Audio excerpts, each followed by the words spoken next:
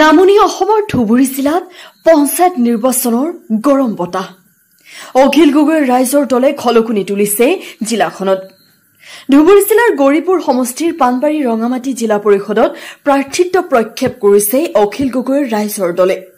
বৰাবাৰী গাঁও পঞ্চায়তৰ বাসিন্দা তথা আলমগঞ্জৰ স্থায়ী বাসিন্দা আব্দুৰ ৰেজাক শ্বেখক প্ৰাৰ্থিত্ব প্ৰদান কৰাত যুৱ সমাজে উৎফুল্লিত হোৱা পৰিলক্ষিত হৈছে। পানবাৰী ৰঙামাটি জিলা পৰিষদৰ ৰাইজৰ দলৰ প্ৰাৰ্থী আব্দুৰ ৰেজাক শ্বেখে কি কলে সেয়া আমি শুনাই লৈছো। News desk report D-Live 365। Welcome D-Live 365 and artist gettings to this live. মই পোনপ্ৰথমে মোৰ পৰিচয় দিব বিচাৰিছোঁ। মোৰ নামটো হ'ল আব্দুল ৰেজাক শ্বেখ। মোৰ ঘৰ বৰাইবাৰী আৰু এতিয়া মই স্থায়ী হিচাপত মই আলমগঞ্জ পাৰ্টত বসবাস কৰি আছোঁ। মই এই চেনেলৰ জৰিয়তে মই এই আগন্তুক 2025 যিটো পঞ্চায়ত নিৰ্বাচন হৈ আছে, এই পঞ্চায়ত নিৰ্বাচনত মই ৰাজ্য দলৰ পৰা 14 নম্বৰ পানবাৰী ৰাঙামাটি জিলা পৰিষদৰ পৰা মই প্ৰাৰ্থিত্ব পাইছোঁ।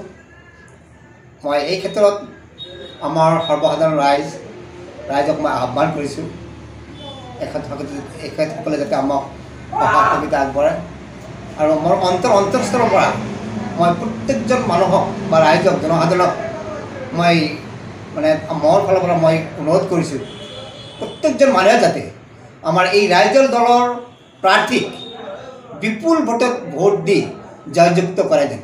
কিয়নো আগন্তুক আমাৰ যিটো 2026 যিটো বিধানসভা নিৰ্বাচন হ'ব, আমাৰ এই বিধানসভা নিৰ্বাচনত আমাৰ এই ৰাইজৰ দল অসমত বহুত প্ৰভাৱ বিস্তাৰ কৰিব।